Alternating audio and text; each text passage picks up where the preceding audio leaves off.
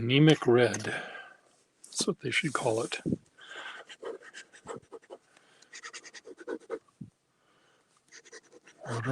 Waterman anemic red.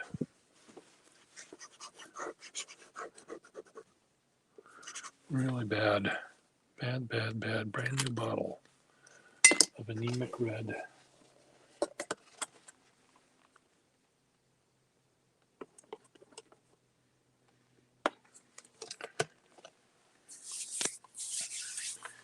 I have a tub, Ziplocked tub of shellac, which, as you can see, is becoming kind of thick and gummy because it's drying out, which is fine because you want it to be a little gummy when you're using it as glue. It was just very weird. Oh my God, it's peeling. It's peeling the paint off the pencil.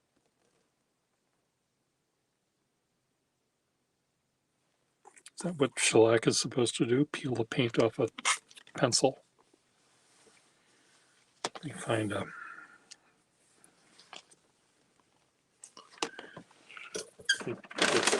thing to throw this out in. Do I have anything that even remotely looks like a garbage can? Toxic waste. Oh, this is helpless.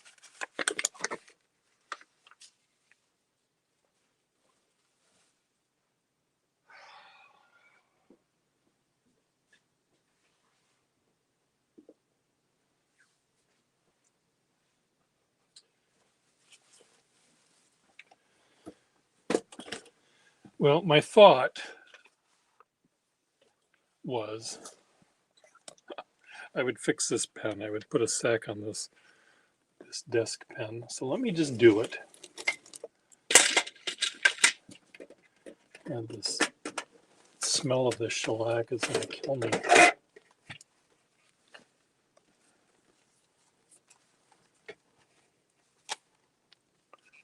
Okay, I need a thin sack.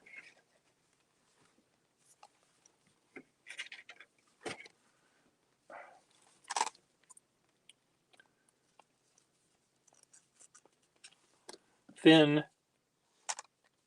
Are any of these thin? This is thin. There, that one goes all the way in. Why am I even doing this? I don't need this pen with a sack, but I just want to do something today so I can say I did something today. Can I do that? Can I do something today so I can say I did something?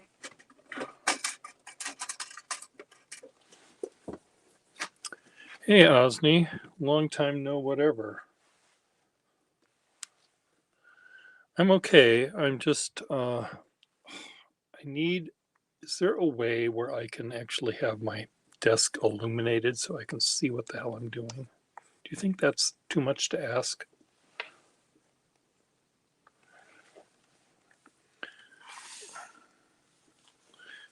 It was the reflection from the surface of the shellac that was blinding me.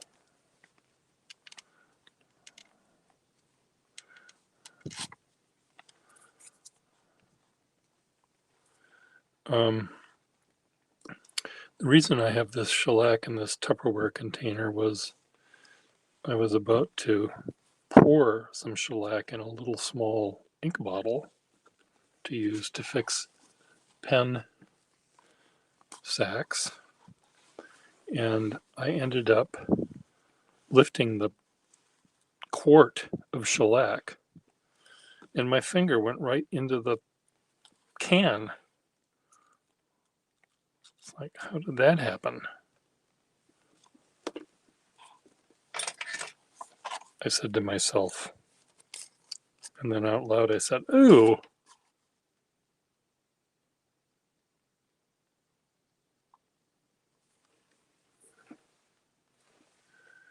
Okay, is this going to even fit?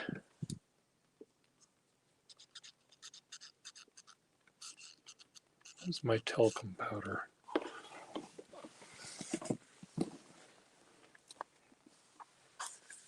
Right here. Where can I put my talcum powder? For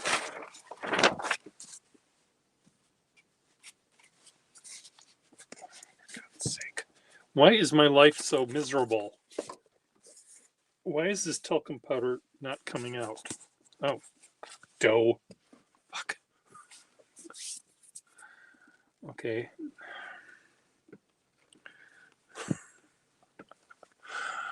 Oh my God.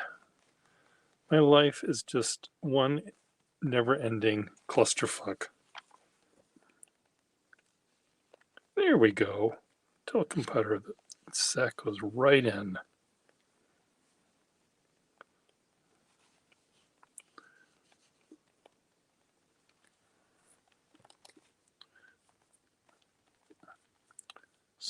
Soft as fuck me.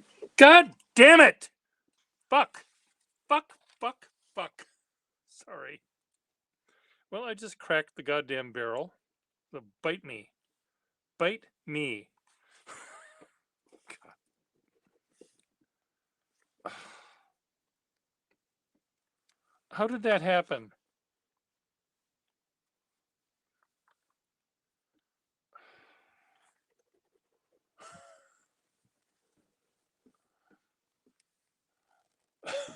This is the right stream. I'm really, really sorry.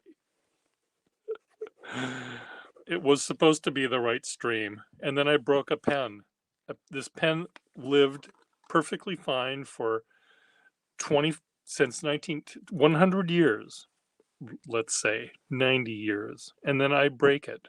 I break it right in front of you.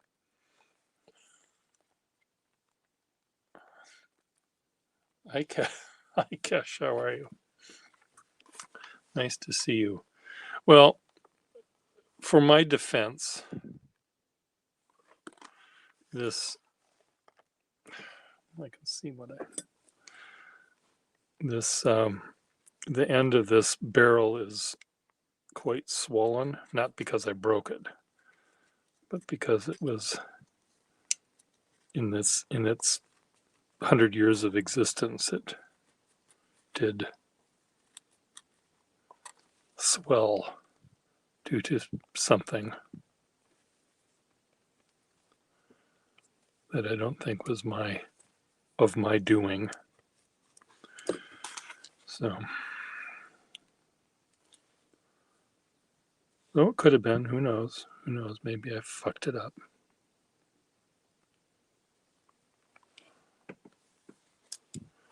You know that feeling about breaking a 100-year-old pen? Yeah.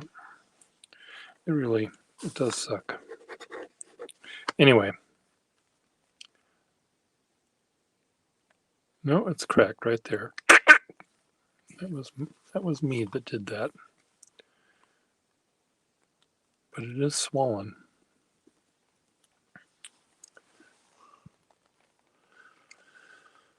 God bless.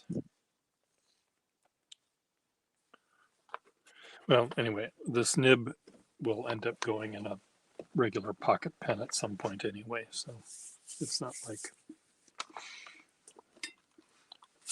the important part is the nib, and that did not break. But anyway, I don't understand this shellac that I had. Why would the entire jar go bad? I'm hoping that this is going to be airtight. I'm going to set it right there and not suddenly, dissolve the plastic.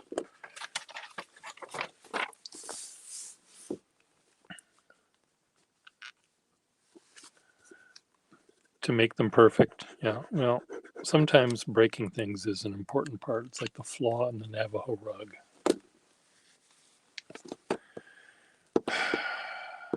I know a glass container is, but I don't have one. I don't have a glass. I mean, I have glass container. I don't have a glass container with a lid.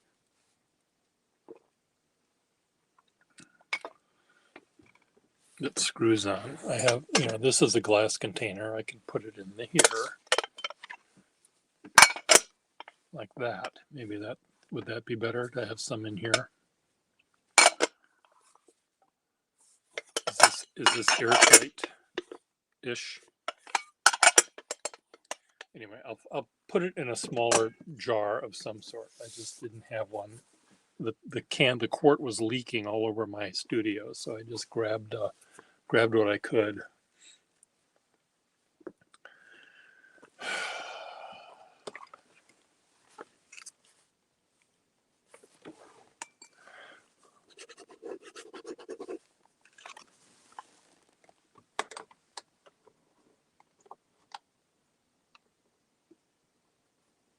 Oh, was that using the tape to wrap around the section so you don't damage the threads?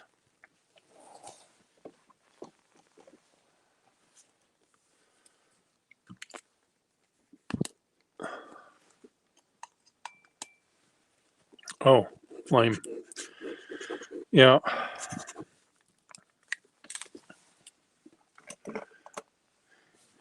Yeah. Some people use hair dryers. I don't do that. I use a flame. Flames work better for me, I think.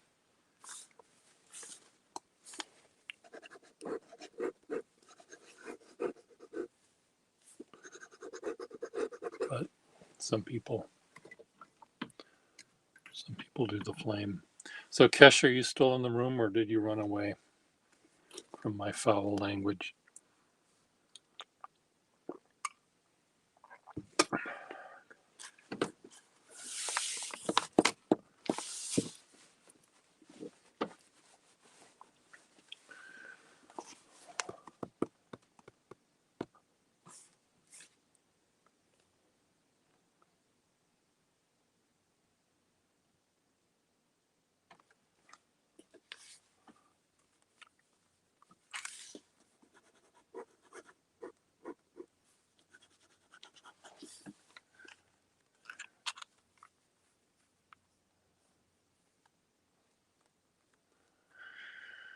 Yeah, sometimes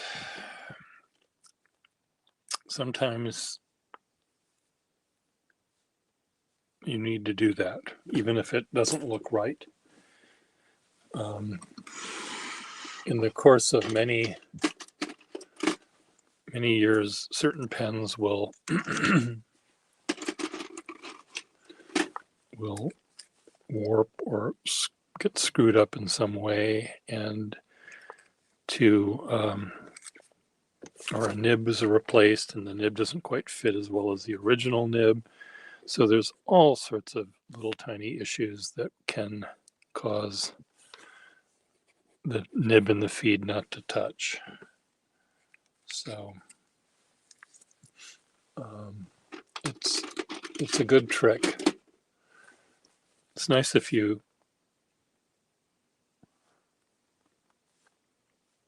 don't have to do that, but if you have to make the pen work, it's better to have a pen that works than one that doesn't.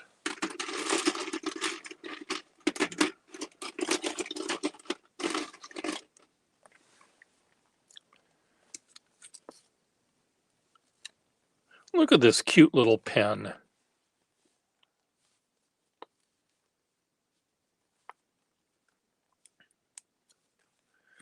Yeah, frankenpenning is an interesting art form.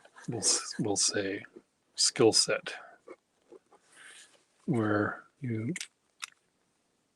it's not just putting things together. It's finding the parts that go together and then making them work together, which is not always easy.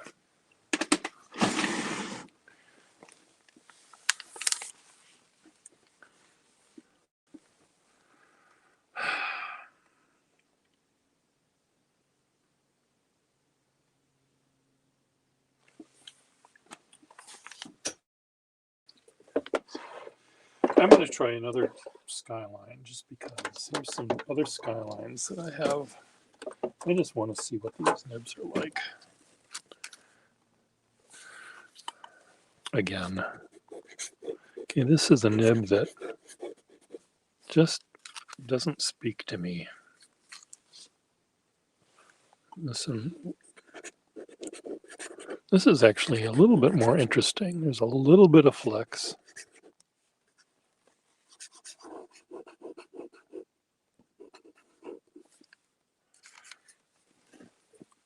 You know, the ink storage of a pen is really, in my head, really only important if you're taking the pen out with you and writing at school or drawing pictures in a public park or something like that. If you're sitting at your desk and you have to refill a pen in the middle of a letter or something like that, it's like not all that important to have a lot of ink in the actual pen, because you're not going to use all of it up in one sitting. Well, you might if you have an entire novel to write, but for the most part, like for example, if I know I'm only going to be sitting at this desk for 20 minutes while I work on one little tiny sketch, I just might dip the pen. I might not even fill it up,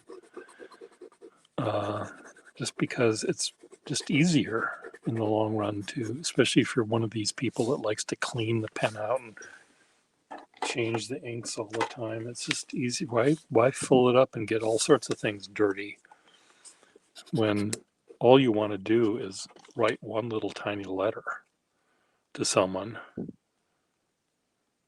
Dear mother, dear mother-in-law. Yeah, that'll be the shorter letter you write to your mother-in-law. How your beautiful daughter came from your uteral cavity is beyond me, because she's so nice and you are so awful. Your son-in-law, Pierre. You know, that's all you want to write, so why fill up the pen to do that?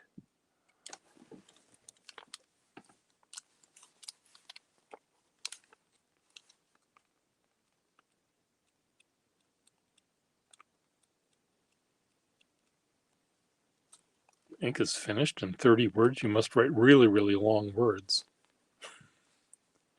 for the ink to be done in 30 words.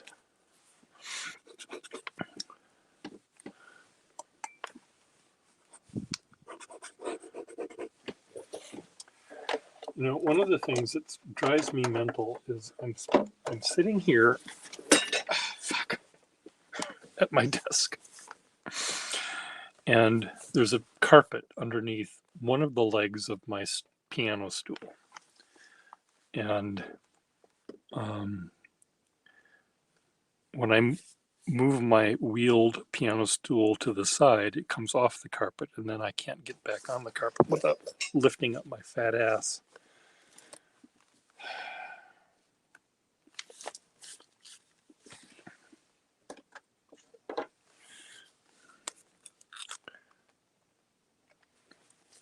Are you smiling at my letter to my mother-in-law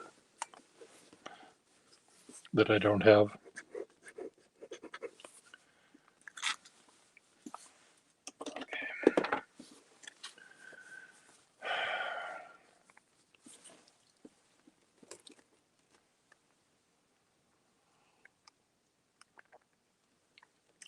So do you have any other questions about how to break a pen?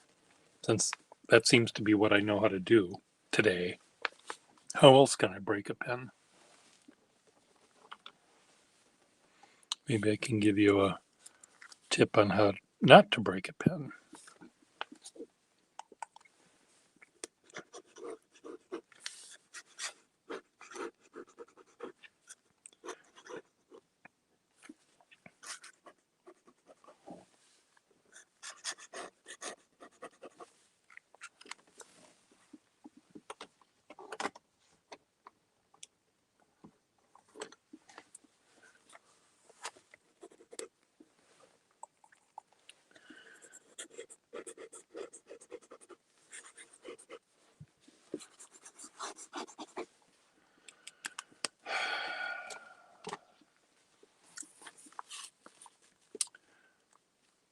Do you have any question, Osni? Any?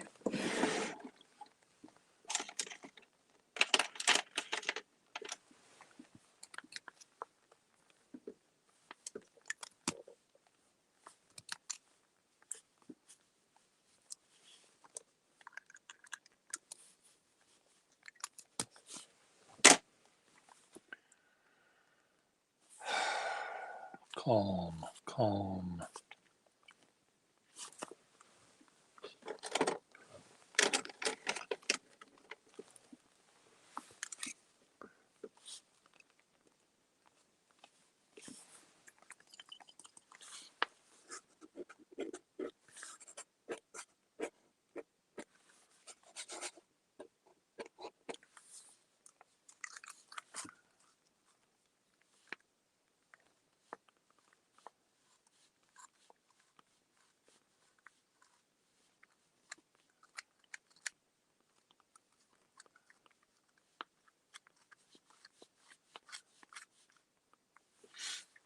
Why don't I use why don't I use fancier pens? Is that what you're asking, essentially? Um,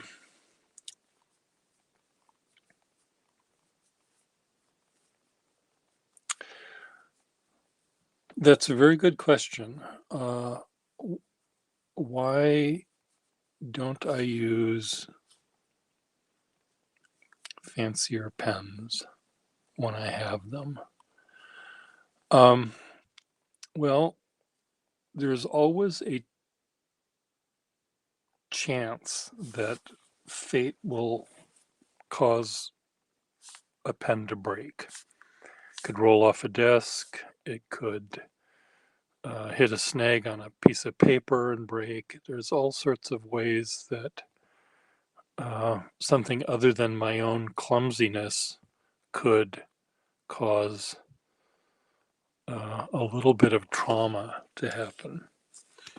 If I lived in a very neat house and wrote on a very neat desk, I might very well, and if I was a very neat person, I might very well use a yellow Duofold Senior to write my checks to the electric company.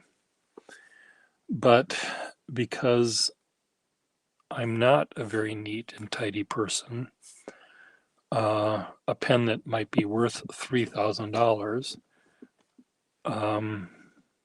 I won't have on my desk where I could spill shellac all over it, or my coffee cup could be dropped on it by accident.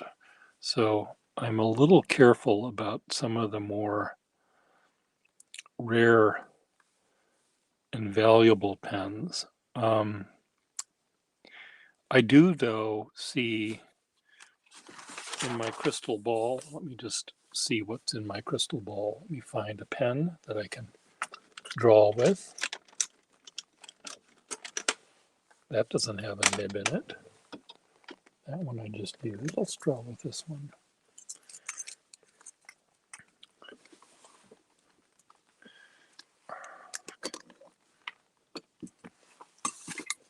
Here's my crystal ball.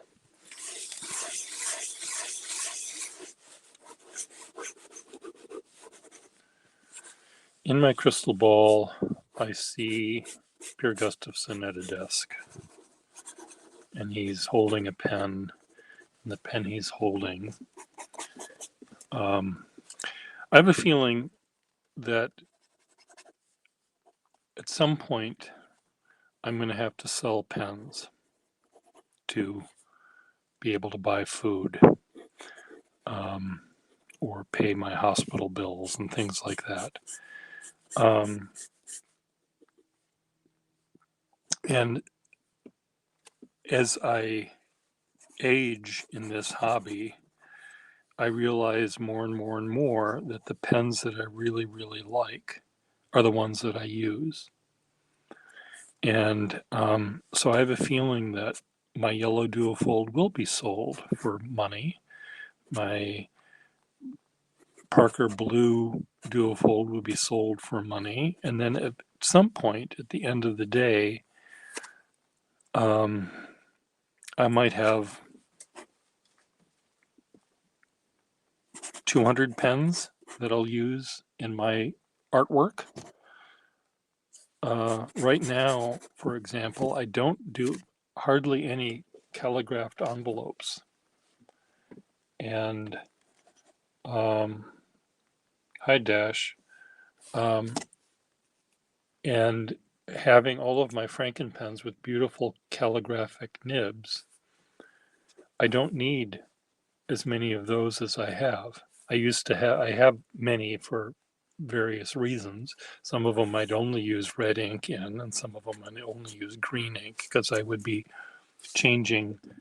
I'd have lots of jobs coming in my desk, and rather than cleaning them all out every time I use them, I just use this one for blue ink and this one for red ink, this one for little tiny place cards, this one for big envelopes. Each pen had a particular use, but I don't have those jobs anymore. So why do I need 50 pens? You know, I might have to wash out a pen and put blue ink in it, but that's, I might need the money more. So I have a feeling at some point that my crystal ball will show Pier's pen collection as having 300 pens, not 3,000. And maybe at some point I'll have only 30 pens.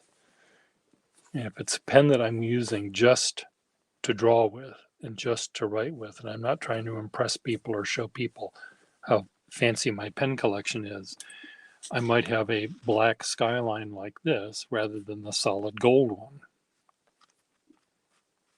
Or I might decide to keep the solid gold one because I like the weight of it or something. So I think at some point, again, the crystal ball will have me pare down my collection to a much more rational number.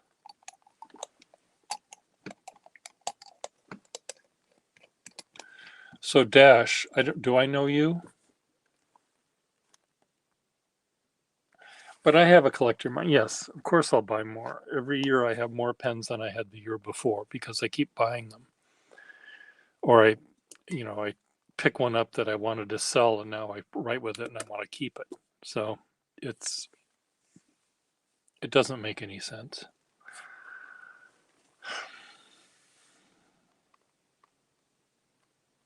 How many pens do you have, Dash?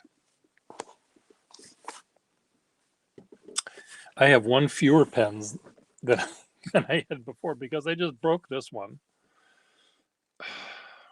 with a resounding crack, followed by an even more resounding fuck.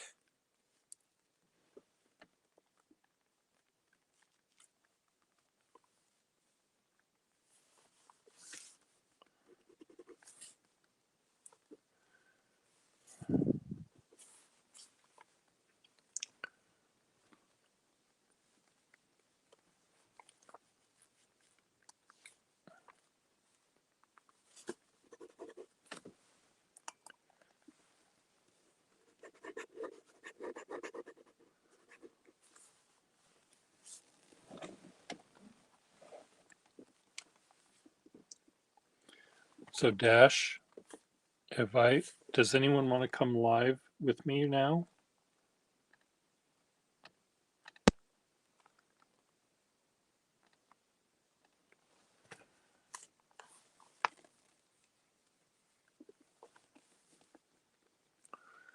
Dash, have I spoken with you before? I honestly, I can't, my mind is just so screwed up right now. I don't know who I've talked to and who I haven't.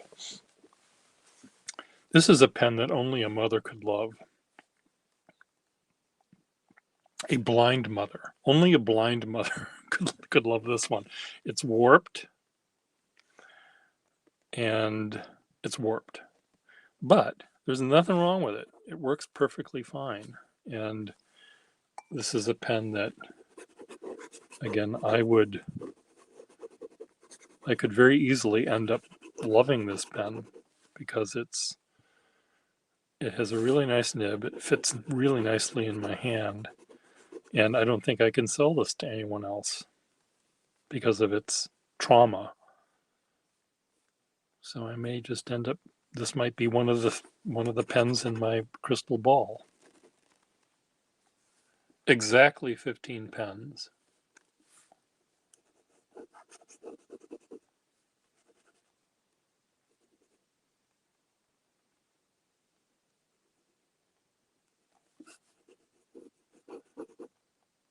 Oh, cool. You're making your own desk bases. Cool.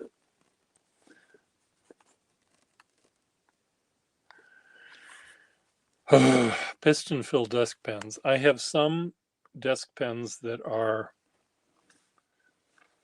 Schaefer piston fill, but vacuum fill they're called. But I don't have the piston like the European things that unscrew and the thing sucks the ink up. I don't have any of those. I have the kind that work like this, where you pull this up and press that down, and the vacuum behind it sucks the ink up. And I have a few that work. Most of them don't.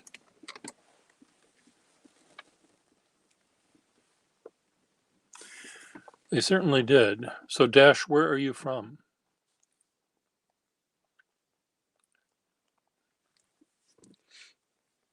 And what is your actual name, Dash, if you can tell me that without having to kill me later?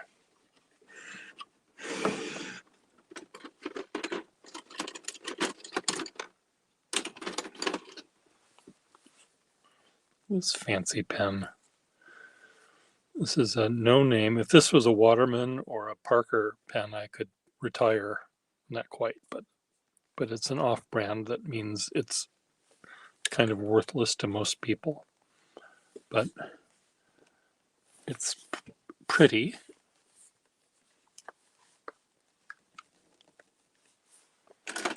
Okay, I can't see what people are writing because my glasses are full of all sorts of crap.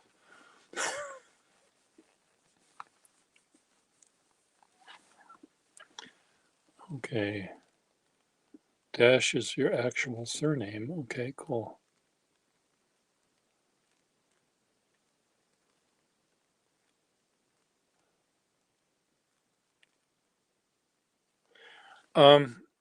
Piston fillers they were more of a European routine. I don't know whether any American pen, well, yes, there were American pens that did that. Conklin Nozak was one of them. I'm sure that there were others.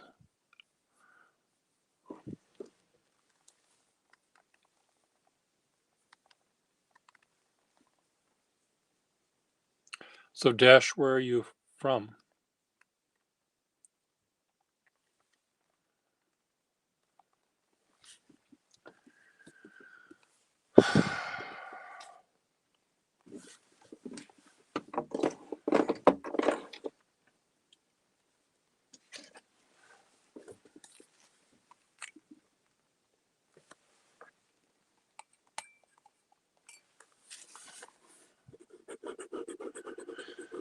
Well, Parker made a number of desk pens during their during their dual fold era. So they were button fillers, and then they made some vacuumatics.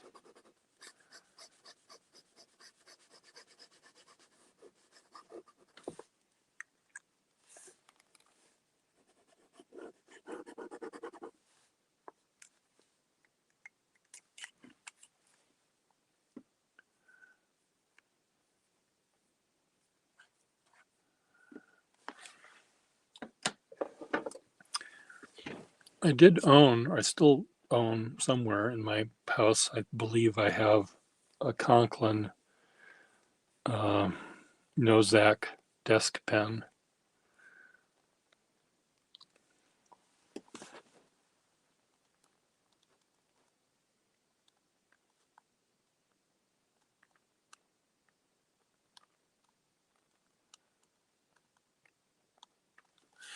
Well, if you send me a picture of it, I might be able to tell you. Generally, if the Parker Duofold has a section that looks like this,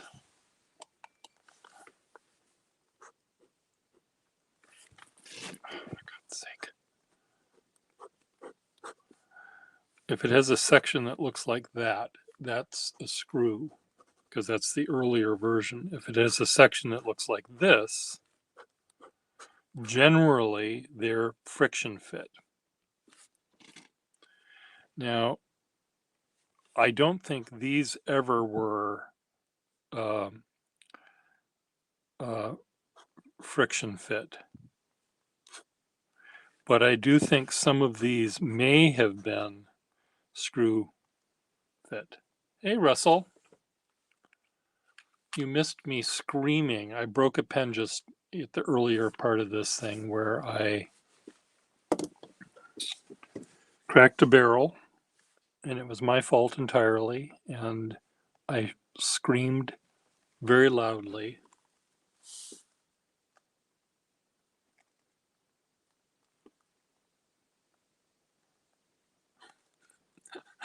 It's circumcised.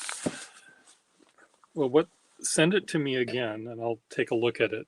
Send it in an email or a text message.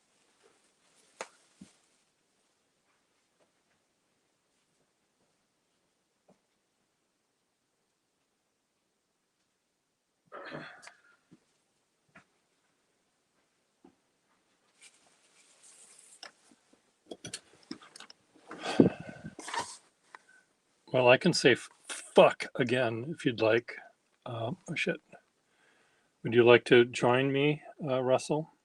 I'm sure many people would love to see your pretty face.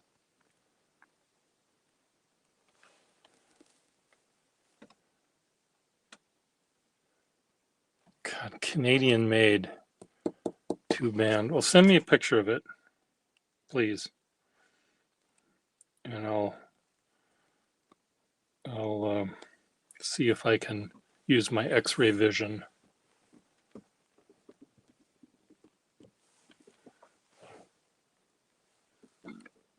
You can send it on IG. Hello, Russell. Use my X-ray vision. So you broke the barrel.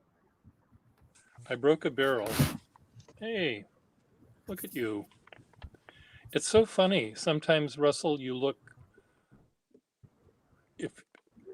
How do I word this correctly? I was going to say sometimes you look thinner, but I don't know if that's possible. Maybe it's just the angle of the camera. I'm using a different one. I think it might be the angle of the camera. Sometimes you have a rounder face, and sometimes I don't know if it's your hairdo or you trimmed your beard or what it is, but I wouldn't know. Sorry. I'm un essere cangiante. I'm a changing form. I can't stay in one place or one stay in one spot. Okay. Osni, do you understand Russell's Italian? Osni is Italian. Oh, lei parla italiano? Mio italiano fa schifo, però. Enrique Iglesias, no. No creo.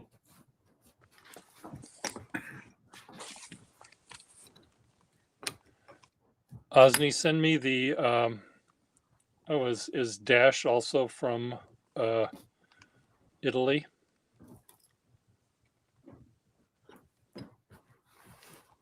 Tutti italiani qua. Molto strano. Di solito non è così. So, Russell, have you read Lives of the Artists by what's his name? Giorgio Vasari. Yeah. Yeah, I've read bits of it. Not not in Italian yet. I should. So what about it? I just was wondering. There was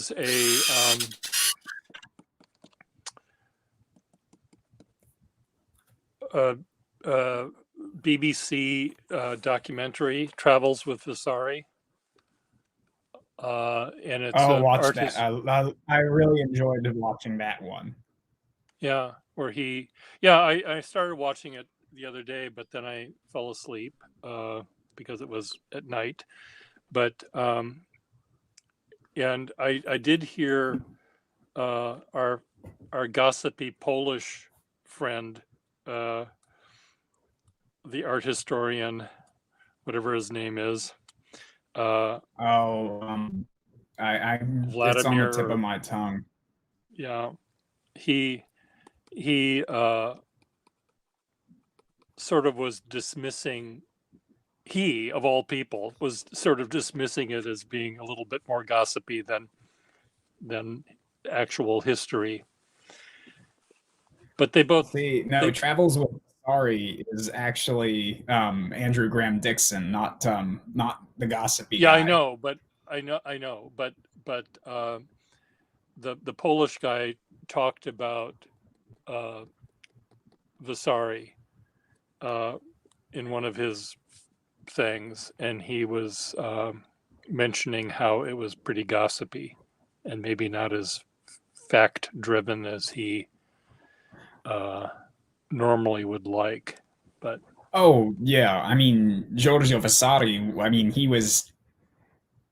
I mean you have to understand that history at that point was something very different, and Giorgio yeah, Vasari was getting like firsthand sources, but then of course you can't say that historians are going to be like without any kind of ideology, right? So you immediately have to take what they're saying and think about it. Okay, how does this is this exactly what happened, or is this what they want to what they believe goes in accordance with their beliefs? Like there's the whole famous story where Michelangelo goes to or has Titian visit his workshop, and or some yeah, Michelangelo actually goes to Tiziano's workshop, okay. and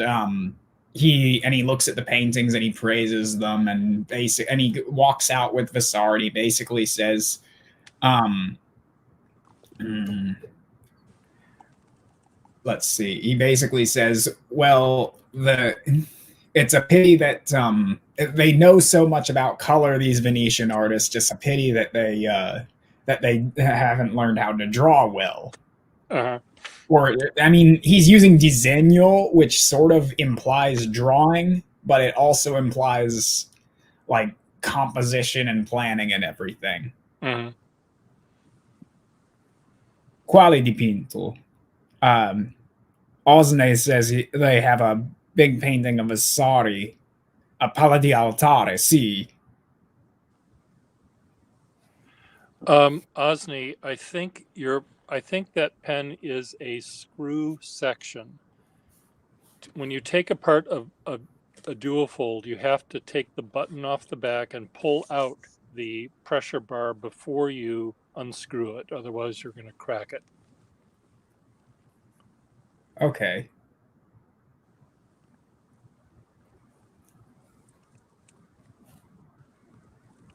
Ma il titolo non conta, quindi quale cosa ritrae? Qual è il soggetto del dipinto? What is your hometown, Osni? Quel città? Questa città. Questa città? Or Questa città is like this city. Okay, how do you say what city? Quale città? Quale. I think that's what I said. Quale città? I mean, I think you could say che città, but that wouldn't sound right.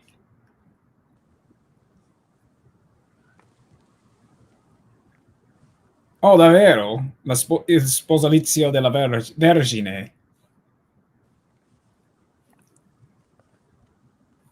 Era spostato. The marriage of the Virgin?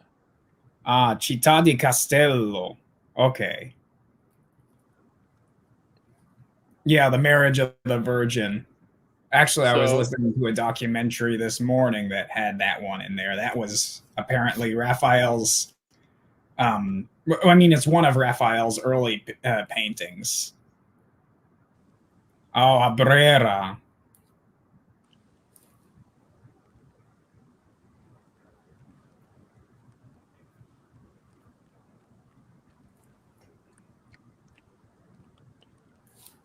Il mio accento è totalmente ovvio.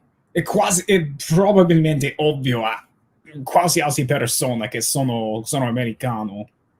Una riproduzione. Oh, bello, molto bello.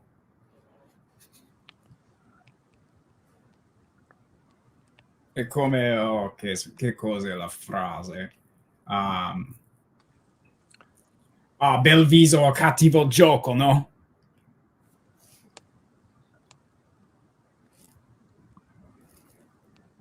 Okay, I'm looking for the portrait of Vasari that's in your city. Oh, it was right up there. Just a little bit. Nope. Down. That guy. That's Vasari. I was just wondering, I was trying to figure out if that was the picture that's in this city.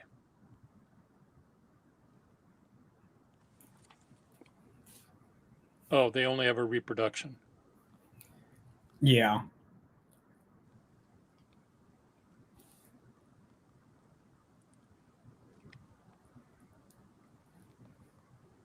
Ho imparato delle cose. Tutto grazie a YouTube, Osni. Quindi devo pagare la gente di Google o di ABC, non lo so.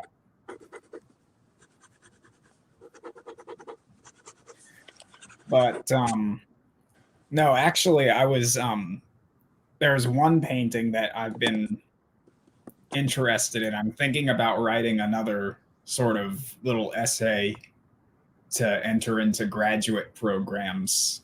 Yeah. You can look it up. It's Giove pittore di farfalle.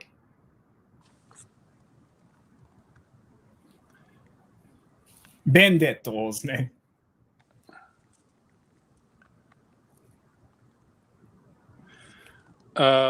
Giove, I'm sorry. Giove, Giove. Yeah. Pittore. Yeah. Di. Yeah. Farfalle. It popped right up. Okay, so this is the one you're going to do. This is the one I'm thinking about writing on. So it's some guy painting a picture of a hot naked guy next to him. So Giove is just Zeus. So this one is a really good one. They say it's that it's sort of like the basic most common theory is that it's based off of chi diavolo è? Dimentico i nomi sempre.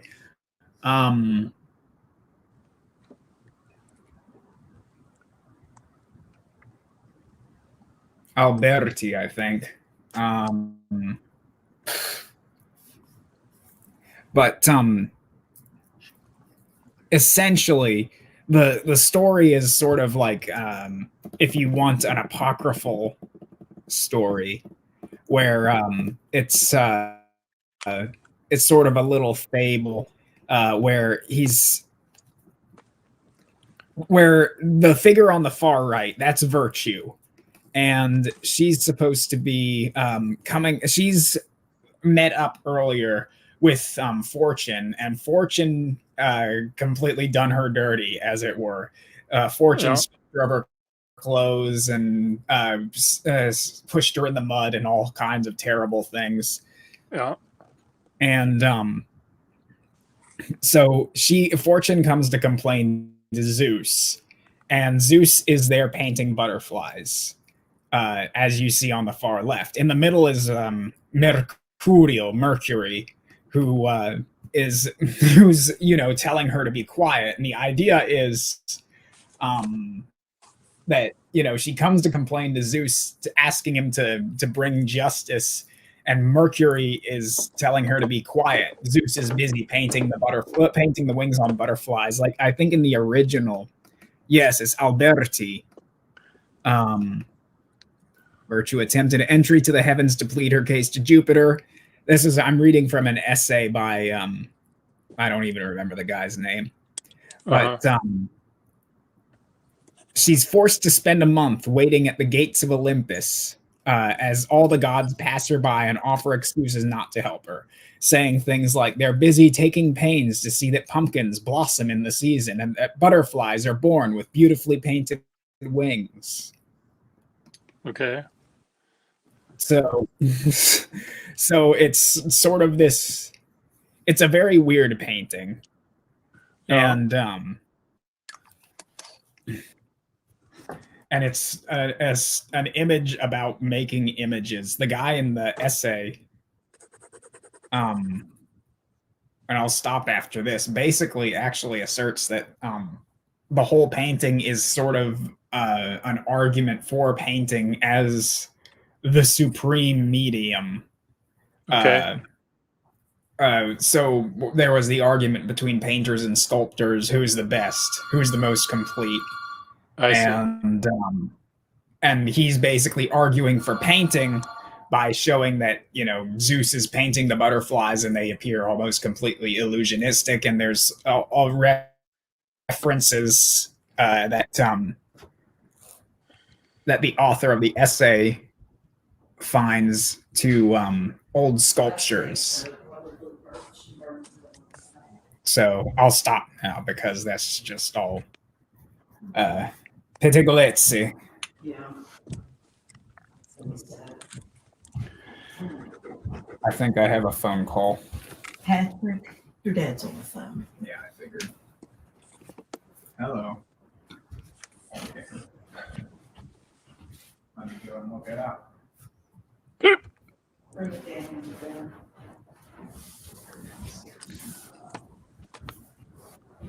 So Osni, while Russell is away, Yes. I'm almost positive your pen is a screw threaded section.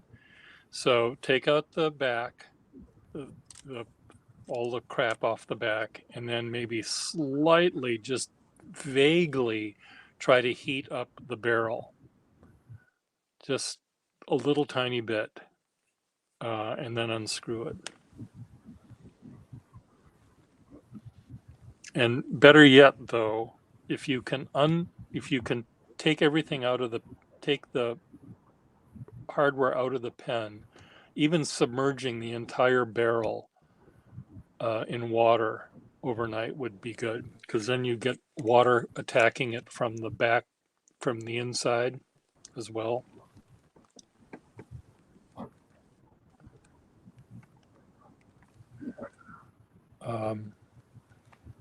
Anytime you can let a pen soak before you take it apart is good.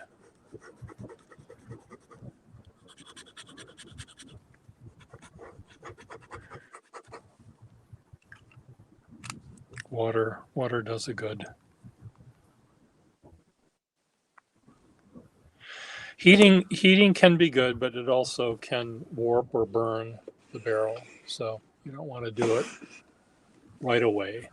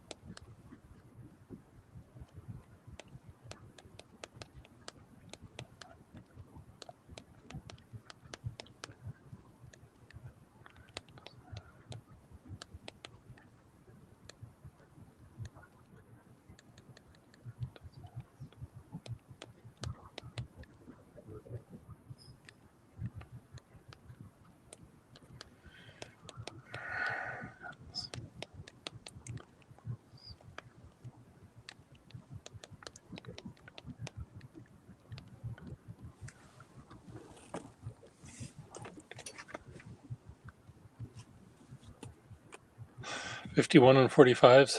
Yeah. 45s are still too lightweight and sort of puny for me to really love. But I have one I really like, but I'm not in love with it.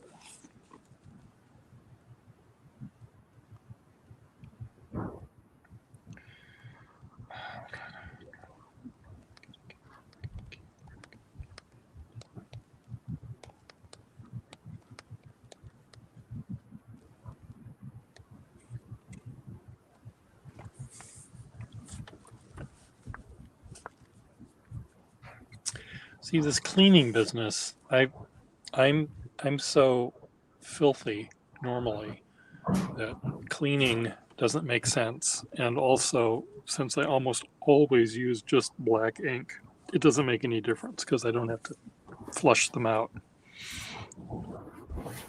But Okay. you're back. Yeah, I'm sorry. I just had to schedule an appointment.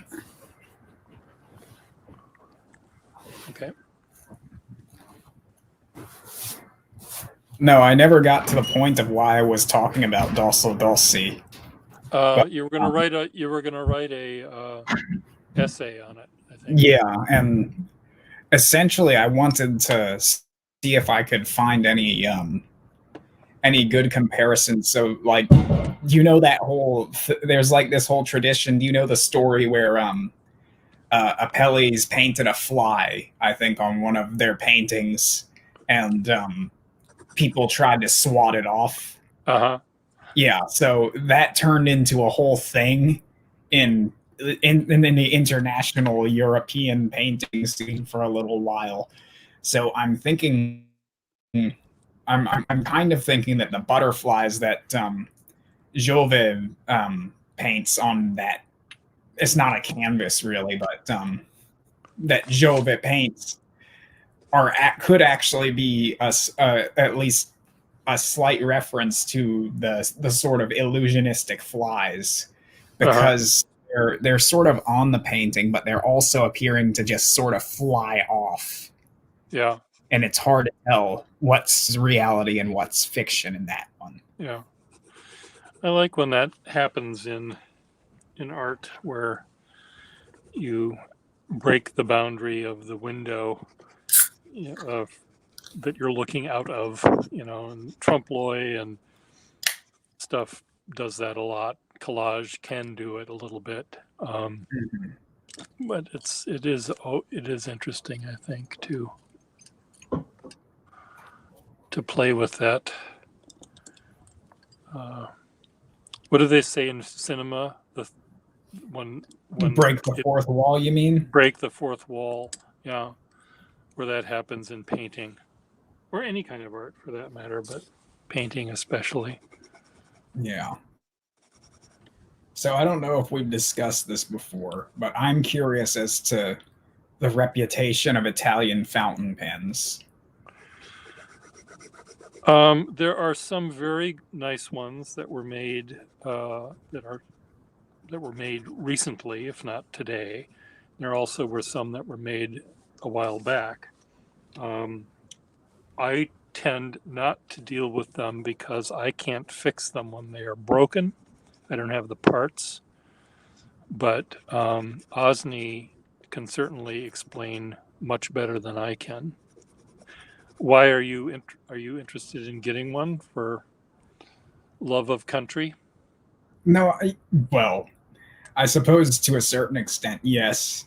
For the love of the country, yes. But I'm curious because the Italians have since like around at least since the time of the futurist and before then have always had a big relationship with design in general. Dalla cucchiaio alla città. From the spoon to the city is the phrase that's used. So I'm just curious how much of that attention got focused on pen. Well, certainly many did. Many, I mean, all pen companies pulled out their various stops when it came to creating beautiful looking pens and beautiful working pens. And a pen is somewhat limited in what it can do and how it can fit. You know, it almost always has to be a long cylindrical object that you can hold in your hand easily. So it's not like designing airplanes or automobiles where you might have more leeway in making some have greater function. You know, you can make a bus or a motorcycle, you know. Right. A pen always has to fit in your hand, whether you like it or not. And so I think pens more or less all look alike to me. Certain companies varied, or certain countries varied a lot in their filling systems. Why America jumped on the lever bandwagon where Germany used the piston system, I don't know. But they did. But Osni might know better.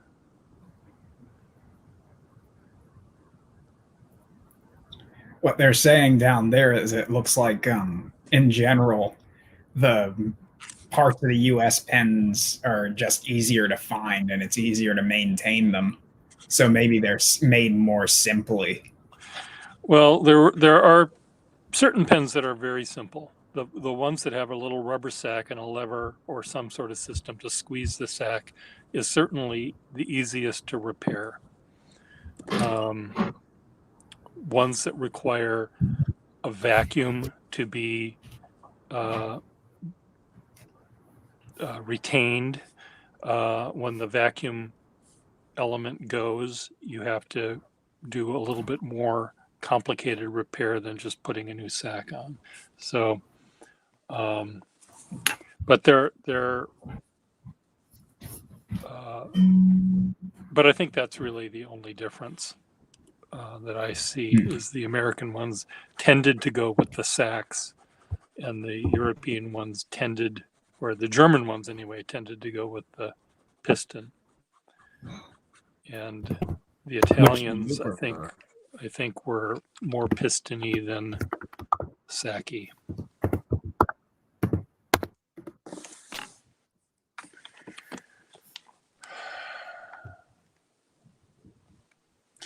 And I think Dash, you're right. The Vacuumatic system, the system that a 51 uses, is way more complicated. A contraption back there to make the pen suck up the ink, and to repair it is very difficult now. It used to be easy. Parker would just send you an entire new filling unit, which you just replace. But now they don't make those anymore, so you have to sort of cobble an old one, which doesn't always work. This pen is leaking because its sack needs to be replaced.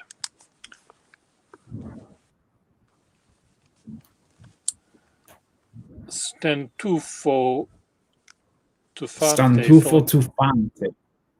I like that. That's I'm Stantufo Tufante.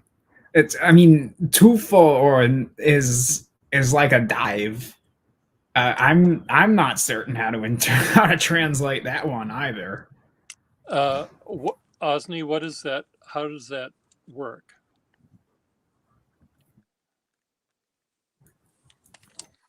His English is not too well. Stantufo Tufante. It sounds like something you order at a fancy restaurant for dessert.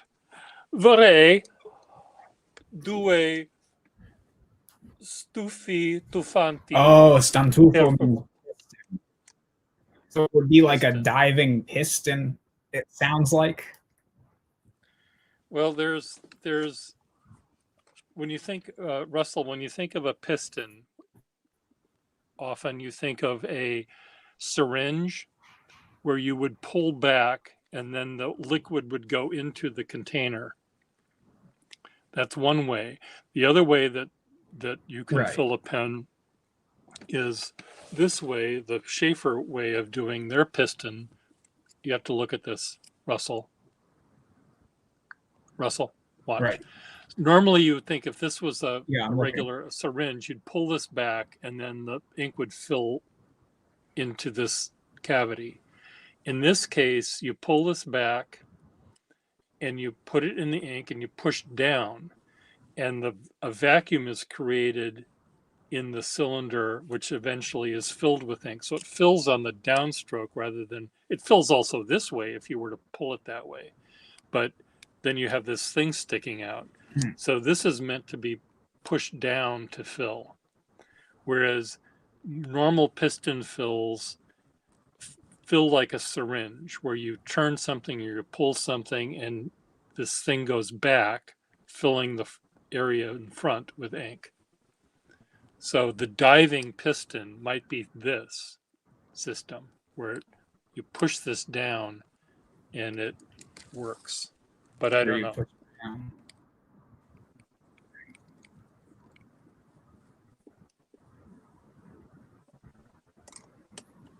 I buy that. Not literally. Those pens cost a lot. I looked at the ones that Osne said to look up, and they're like thousands of dollars. Can you hear me? Sì, certo. I hear you. $1,000.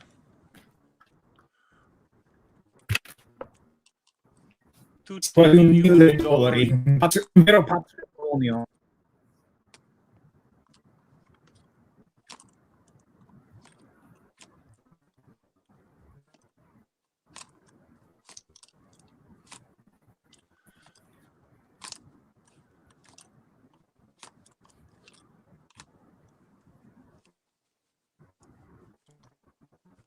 €200. Euro. Euro.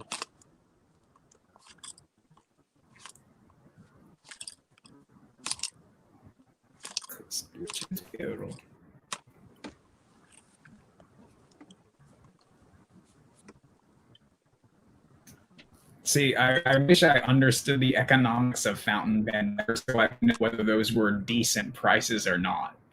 Okay, I guess it just depends on how much you. I will explain it to you right now, Russell. From a vintage pen collector point of view, price often is size. Bigger pens cost more. Fancier pens that are gold or silver overlays or rare colors cost more than plainer ones. But a plain pen and a very fancy looking pen will write exactly the same. Or they can write exactly the same. There are people like me and a few other people who put a premium on a certain kind of a nib, a very flexible nib right now are very hot. So people can charge an extra couple dozen dollars or $100 more for a pen that has a flexible nib than one that has a plain nib. But it's mainly the crazy collector aspect that causes the prices to go so high for vintage pens. So on a pen that costs $1,000, 9/10 of that money is spent on something that isn't really important for your ability to use it. So does that explain it? I wish I could say yes, but my internet's going nuts on me right now, so it was all I broken see. up. Okay. But I'm not gonna ask you to repeat it. Take your word and say that you're correct. Okay.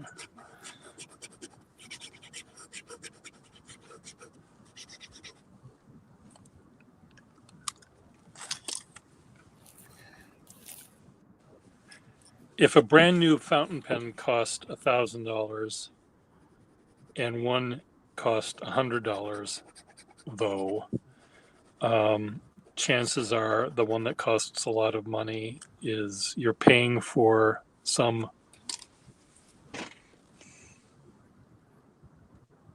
well, I don't know.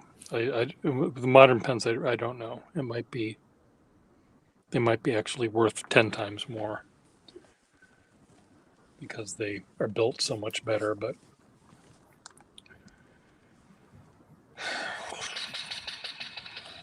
Well, with modern ones, they don't tend to actually make improvements on the design of them. They just sort of encase them in extra special stuff.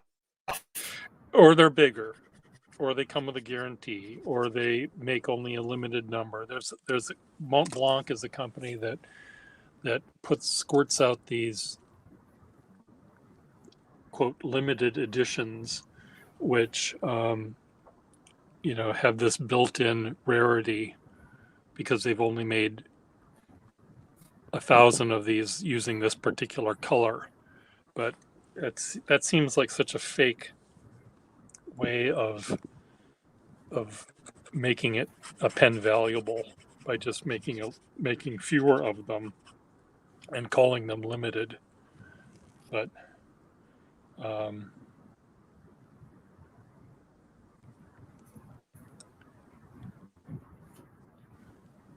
so I need to get my day going. But Russell, it's really good seeing you here, and maybe we can see each other again later today if you're not busy. And Okay. but I need to actually get some stuff done for real jobs of mine. So you all be good. Osni, good luck fixing your pen. Dash, good seeing you again. And Russell, we'll talk to you later. Ciao. All right. Ciao, ciao. Bye-bye. Ciao, ciao.